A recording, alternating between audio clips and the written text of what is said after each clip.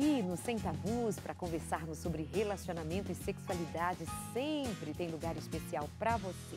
Hoje estamos pensando naquela ideia de como um pode atender, precisa atender a necessidade do outro, como mulher pode olhar para a necessidade do seu marido, como o marido pode olhar para a necessidade da mulher e os dois encontrarem nisso muita satisfação, não somente pelo que recebe, mas pela maneira como entrega, como há nisso tudo ganhos na vida sexual, como há ganhos de muitos outros prazeres envolvidos. E você, como está? Tudo bem? Seu relacionamento está bem? Anda enfrentando alguma dificuldade? E o que você pode fazer para mudar esse estado de coisas? Talvez você pode aqui hoje ter ideias de como fazer diferente. Esse é o objetivo, né, Isabel? Fazer pensar, para realizar, para fazer nesse movimento alguma coisa apropriada para o casal, mas a começar pelo indivíduo também. Vamos lá? Você disse no bloco anterior algumas coisas importantíssimas, todas elas importantíssimas, mas me fez pensar só num rápido cuidado também, que eu sei que a nossa, sua e minha preocupação aqui é de alguma maneira sempre trabalharmos para não deixarmos muitas janelas abertas e criando dúvidas e etc. Quando nós falamos a respeito dos cuidados que devam ter, que inclusive pode fechar portas para o adultério, nós não estamos dizendo que é só a responsabilidade do indivíduo, ou no caso a mulher, para impedir o seu marido de trair, este marido para impedir a sua mulher de trair, deva fazer isto ou aquilo. Se não fizer, então a culpa é sua. A gente também precisa pontuar essa responsabilidade, essa participação, mas há também os casos de caráter duvidoso, de natureza duvidosa, e nós não vamos fechar os olhos para isso, né, Isabel? Sim. E isso fica muito claro no formato do adultério, entendeu? O adultério cometido por falta de caráter, por um desvio de caráter, ele vai ter algumas características muito específicas. Por exemplo?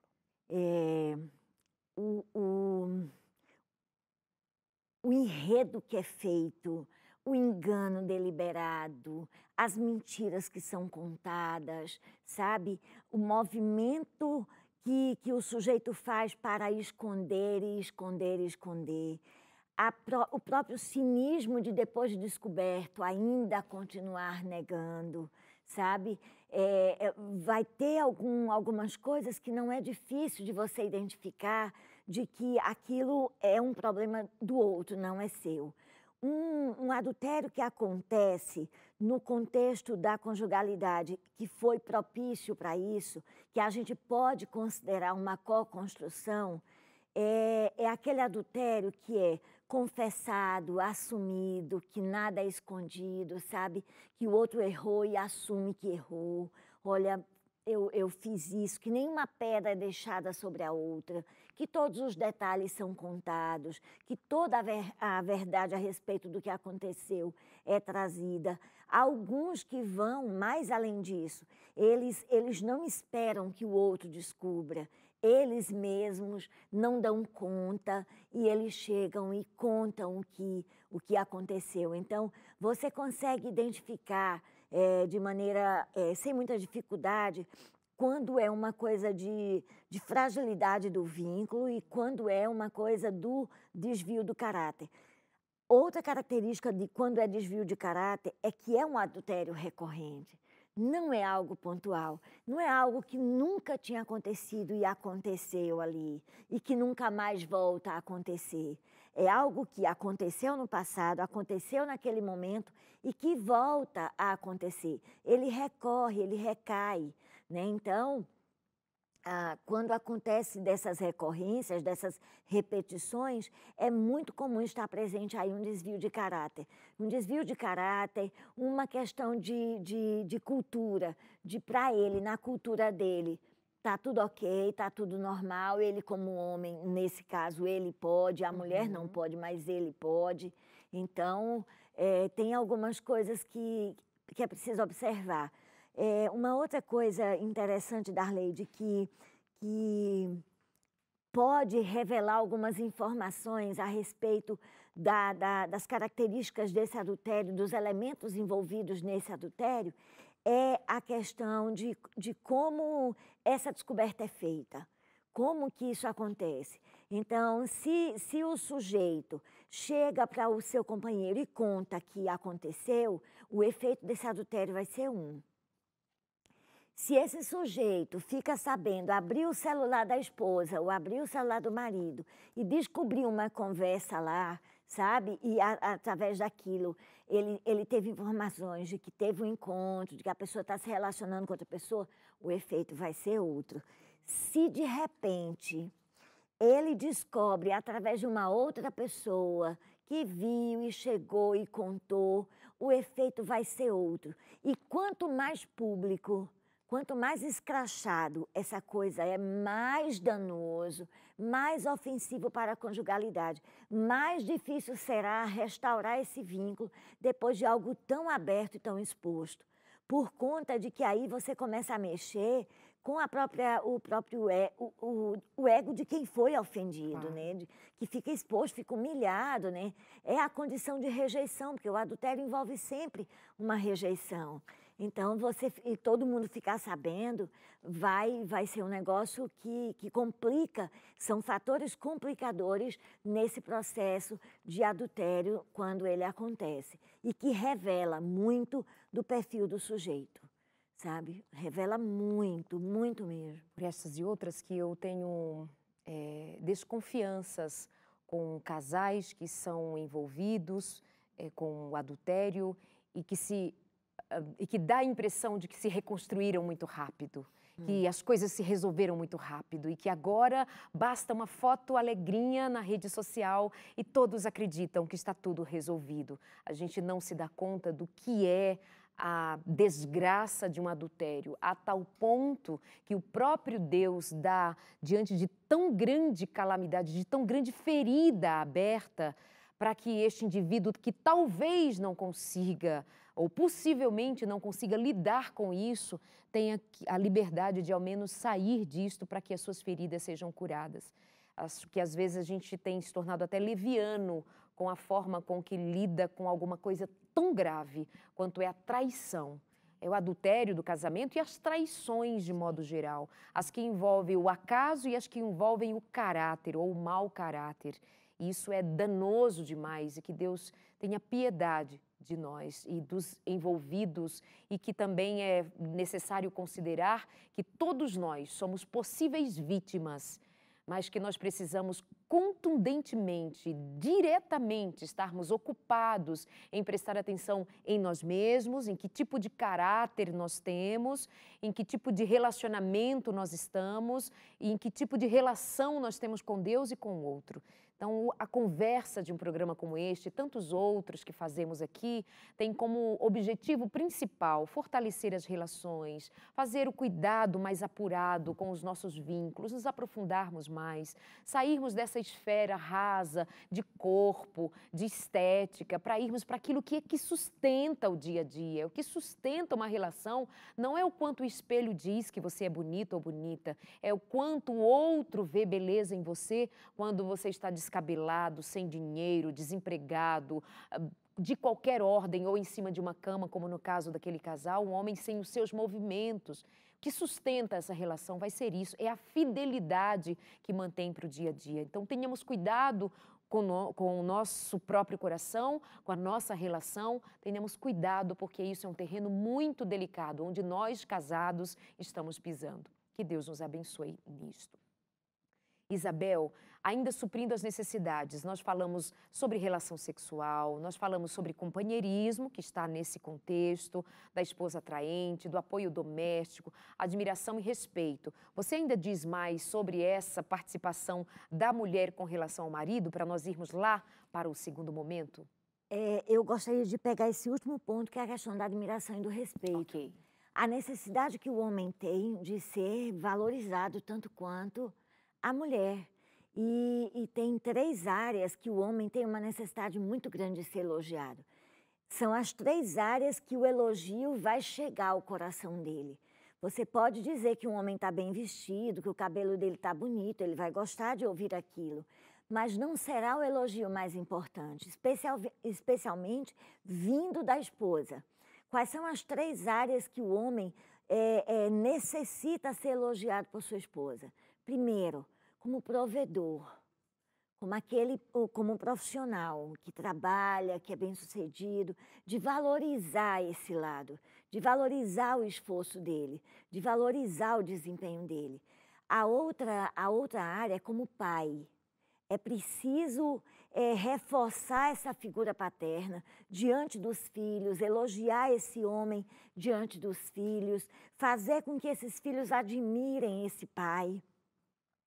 Eu me lembro que eu criei meus filhos dizendo a eles que se eles fossem na vida metade do que o pai deles era, que eles já seriam pessoas muito boas. E eles cresceram com essa admiração. É tanto que eu não tenho o menor ciúme. Eles têm uma veneração, eles olham para meu marido com uma veneração muito grande, que não é um olhar costumeiro para mim, mas para ele, eles têm, os 3 têm, especialmente a Isabel, tem um olhar... É sua filha mais velha? Mais velha.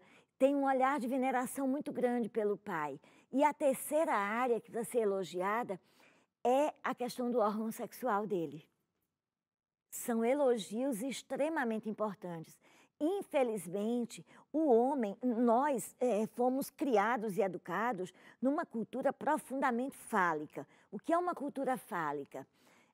É uma cultura que o poder do homem gira em torno do falo, ou seja, do pênis. Então, é muito comum você encontrar, por exemplo, homens que, se têm qualquer dificuldade de ereção, pode não ser uma dificuldade perene, pode ser uma dificuldade pontual, naquele momento apresentou, mas ele já fica inseguro, se sentindo inferior, tem dificuldade. Eu atendi, isso é tão forte, Darleide, que eu atendi um casal que o homem é alcoolista e ele já tem, ele é diabético além disso, e ele já tem a disfunção erétil definitiva, mas ele não consegue falar sobre o assunto. Ele passou o tempo todo em terapia, ele nunca teve coragem de falar sobre o assunto. Eu fiquei sabendo através da esposa, que me disse, porque ele não consegue nem ao menos se olhar dessa forma.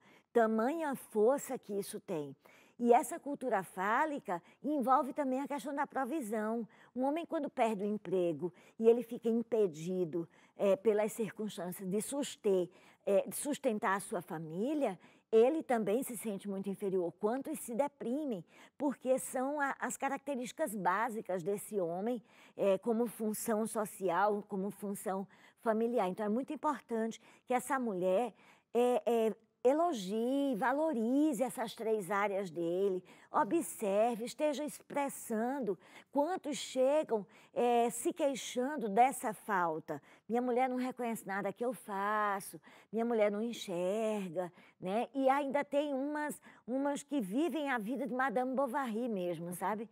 Vivem sonhando com esses personagens maravilhosos e românticos e descobrem que o marido não consegue dar conta de ser aquilo ali, e elas se frustram.